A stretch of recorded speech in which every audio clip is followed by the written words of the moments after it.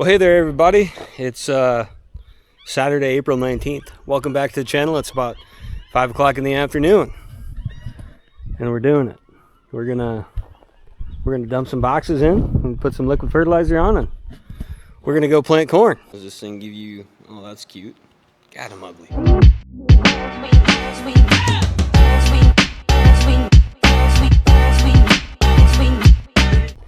The day before Easter. Personally, it's the earliest that I've ever planted corn. Good, bad, or otherwise, can't plant it all on the same day. I started the 21st last year, so it's not that much earlier. We're going to start on some strip-tilled soybean stubble. I spent the better part of the day running around with the digger, the field cultivator, hitting some wet spots here and there. Just some that just needed to be opened up and aired out a little bit. So we're going to be planting channel 19808. And DeKalb 09888. I've had this on the farm before. Last year this was my top yielder. 98-day corn is big corn for us. It seems like we get more heat at the beginning, at the end of the year than we used to. 95-day used to be kind of the top end for us. 85 to 95-day, and now I'm kind of 93 to 98-day. I've never planted this particular hybrid of channel. It's a Ray number that was just rebagged as channel. So we're gonna load these boxes up. All right, both, I don't know what you call them, CCS tanks. They're loaded. I didn't want to shake it out because I got gravel stuck in the damn, whatchamacallit. So I'll dump it. I had to split a couple of boxes so I can get the right amount of units because we're just peasants. Don't have a fancy seed tender with a scale. We just got the old truck scale over there, so I just always have a couple empty throw boxes that I split, so I make sure that my seeding rate, or my planting rate, excuse me, I'm still stuck on wheat, is somewhat correct. Usually I can get pretty close this way, so I'll just shake these out. Next box over here. Okay, we're gonna fill this tank up. We're gonna run and get some graphite quick, and I gotta get my thumb drive for my monitor, so I have my strip till lines, and we're gonna hope that they work because I haven't tried those yet. I like to leave one thing undetermined. It makes it a little more spicy that way.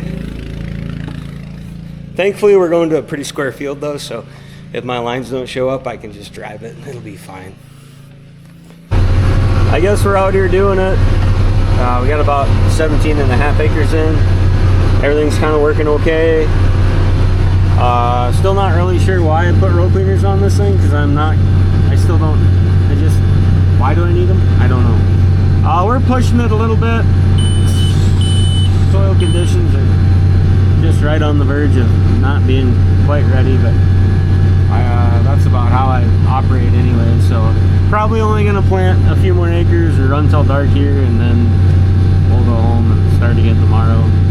Just really one drying day short of being really good. There's still a few frost boils pushing up, so I'm sure soil temperatures are probably sub 50 degrees yet. They're definitely, I'd say at least 45, maybe a little bit more, which I think is, I don't know, what's corn, 50 degrees? I think corn needs, they recommend 50 degrees, but hell with it. Planted plenty and colder. So we're planting, like I said, a DeKalb versus the channel hybrid. Come on. My liquid pump's acting up a little bit. I think I need to turn that valve a little more. I got a little too much pressure on it yet. To get to the end, I might do that. We'll check seed depths again too. I dialed it in pretty good. I'm pretty okay with what it's doing. I'm pretty much running right on the strip. I had to nudge it a little bit because for some reason my lines didn't transfer for this field, which is super unfortunate because it's a nice, well, I guess if this is the one that's not going to transfer, it's for the better because it's pretty square and pretty straight, at least on this side. So you got a good place to start. I know it's making quite a bit of dust, but there's still a few little squishy spots out there, and you don't really know them. You don't really know they're there until you hit them. You can't really see them, especially the way the sun is. So that's definitely why we're not going to run after dark by any means. But well, we'll run till dark mostly because I want to see how my lights look. But I'm just about to the end here. We'll get out and check depths and stuff again and make sure everything's kind of working all right. I'll show you what I did here. I hit just one little muddy spot, and it only got about half the planter, and I had them stupid row cleaners down. And I mean, it was just a short little spot. Normally without the row cleaners I would have been able to float right across it, it would have been fine, but just one little patch. So in this part of the world, you can't always wait for like what we would consider primo conditions. Sometimes you just got to go farming, and that's just the God honest truth. If you can get 95% of what you're trying to plant, you're doing pretty good. See, now here I got them maybe running a little too aggressive, the row cleaners. I don't know, I had them up on this round here, and I mean, this to me looks a lot nicer than that mess over there. They're doing too much tillage, so I'll keep playing with them and see if I can get where I like them. But I just can't figure out why I think I need them. Well, we're just setting them right down in the moisture, and I'd tell you we're right about the 2-inch mark for sure. Maybe a hair under 2. We could maybe set the planter down just a little bit more, but I think it's all right. It's doing all right. It just seems so damn early. Like, soybeans don't scare me at all, but corn gets to be a lot more. Corn's kind of a little bitch, basically. But we're closing our trenches nice. We got good seed to soil contact. There's good moisture down there. It's pretty dry on top, except for that one spot. We've got a really nice seed bed out here, so it should be okay. There's enough black dirt showing that it'll probably warm up pretty quick when we actually warm up. We got some 70-degree days coming, so I'm not too worried. I had a boil over, I got mud on it, I got the tractor dirty already, so everything looks like hell. It's time to plant. That's good. It's good to wear the wax off right away. So we're gonna make a few more rounds anyway. Well, it would appear that I have lost my air pressure. My switch is on. I don't know what's going on. Well, unfortunately, I'm all by myself today, so the only option I have, because I didn't think to throw any splices with it, drive all the way back to the yard and splice the damn thing, and either come back or we call it a day. I guess I could go clean the mud out of this thing quick like, and then start fresh in the morning. That's always a good option. I might do that. Alright, so we are planting into strip till bean stubble. I strip tilled it last fall. My good buddy Nate, he kind of got me into it. He did it for us one year and I really liked it. So the biggest problem we have here on the Catastrophe is that we stay too wet, too cold, too long. And you can no-till soybeans, you can no-till corn or wheat just fine. You have no issues there because it's not as temperamental to the temperature, to soil temperature, as corn is. Corn gets to be a bit of a problem. So I wanted to quit doing so much tillage, but find some way to just have a little bit of black soil showing so it warms up a little quicker in the spring, and I've got a black strip to plant my corn in. So strip till is the answer, and you have to put your fertilizer down. I think it's still kind of cheating if you're trying to kind of be a no-tiller, but it's a good somewhere in the middle mix for us right now until we can figure out the rest of this. But I have no-tilled plenty of corn into wheat stubble. I won't call it a disaster, but it does struggle.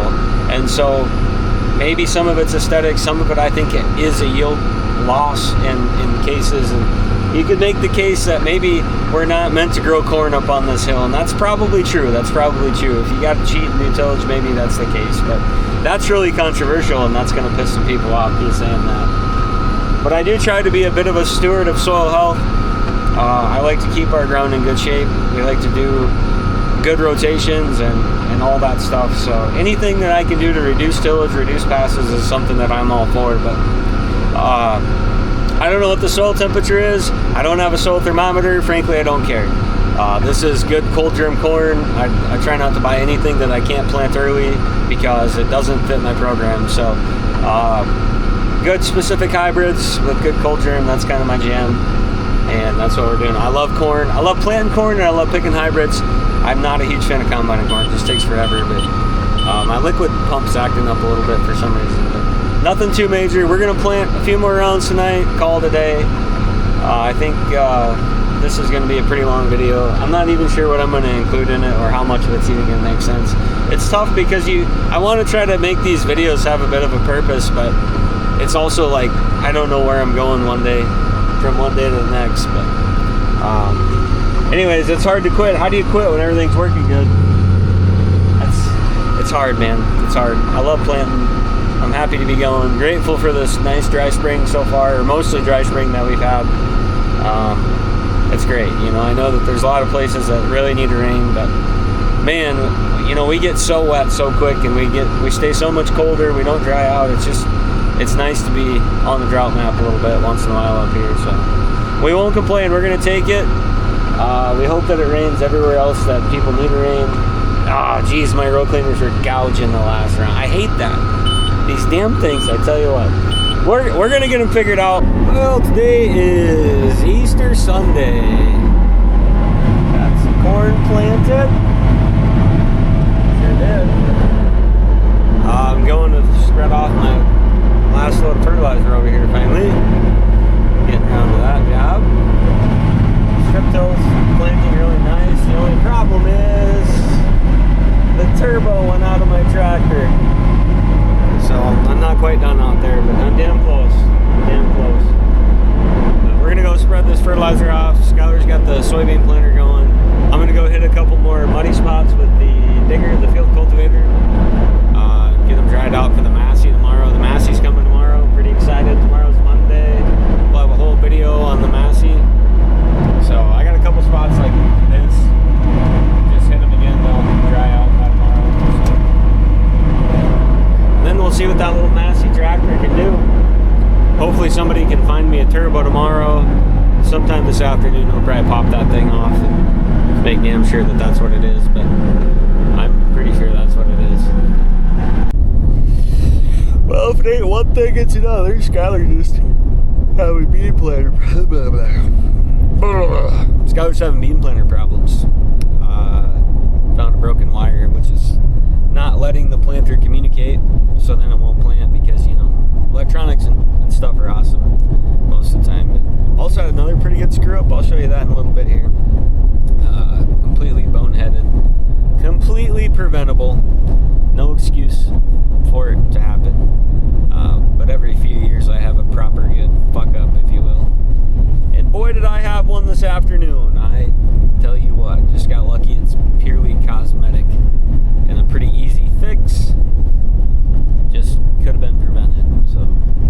So we got some corn planted today. So far we have no soybeans planted, but I hope this broken wire will be the solution. Usually that's the case. That's the problem with these older planters. They just, you know, they fold up, down, fold up, spin around a bunch of times, and pretty soon it's just how she goes. Pretty soon it's what am I trying to say? You just break wires. That's what you do. Sorry, brain's a little fried today. As my dad would say, have you ever seen anybody work so hard to get nothing done? That's how I feel right now. What's that? Haven't even videoed anything yet today. That's fine. I haven't filmed much either. It's been one of those days. But at least maybe the last 3 days will make one decent video. It's like the prelude to the clusterfuck that started. Everything falls apart. I know it. Junk. That's what it is. Can't wait to show them what I did to the 470. Just will own that one. And it's your anniversary today. And Easter. That's right. Yeah. And here we are. Working on Sunday. That's what. Fixing on Sunday and Monday. Probably later than that too. So, yeah, every day. But before anybody says fix on Sunday or work Sunday, fix Monday, we're just a day ahead. This was gonna all happen on Monday too, so it don't really matter. It could have been a Tuesday. It's just how things go around here.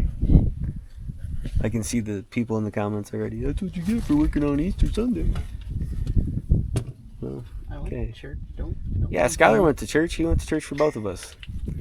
I was here wrecking stuff immediately this morning. Please work, please work, please work. All right, cross your fingers. Oh yeah. Cross your fingers. Cross your toes. Not your lowercase j's. I hope this is gonna work.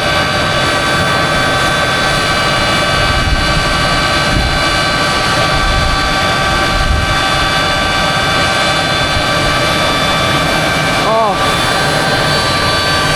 thank the Lord.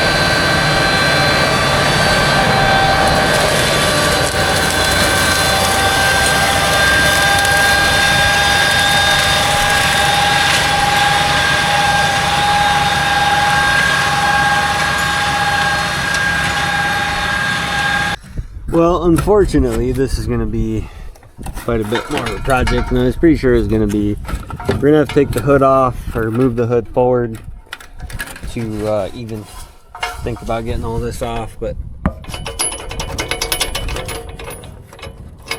that bearing is plumb gone in there up in the turbo.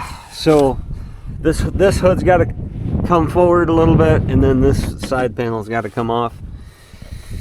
And then we'll get it out, I think. So, but it's good to know that is the problem.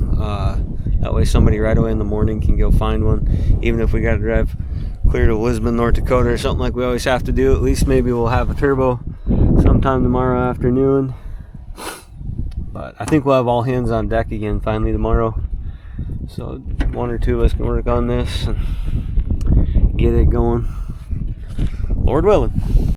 Well, a couple of hours have passed, and I just got back in the yard with the 470. I've been out drying up a couple of mud holes, and I figured I'd show you what I did today. Oofda.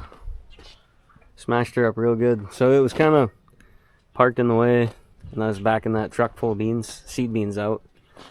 Crumpled the old grill right up, but thankfully they kind of bolt on there. Should be easy enough to fix. Just need two pieces of it. You'll love to see it. Every once in a while, even I screw up big time, but what do you do? Can't cry over it. Just spent a day for it. So got the roller hooked back up.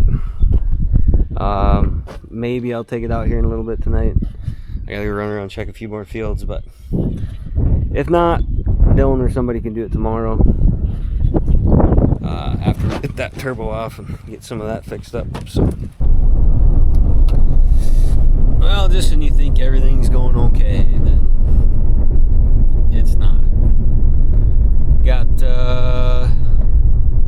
Got some leaks by the sound of it, some hydraulic hose leaks. Here I thought everything was going good. Have to have a gander at them. Seems like, I don't know, like one winter we'll replace half or 2/3 of the hoses on this planter that run all the way back, and then we get 2 or 3 good years of running, and then the year comes where like we should have replaced all the frickin' hoses again, and we didn't do it because it's kind of expensive to make a bunch of hoses all the time. And I suppose they're probably not run properly, but I don't know how you ever get them back to where they were factory. I just hate this planter so much. All right, we'll have a look here.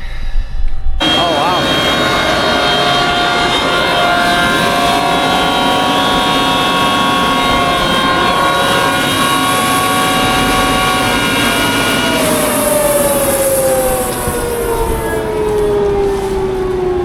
That's amazing. That's not even the one that stretches. That's just totally uncalled for.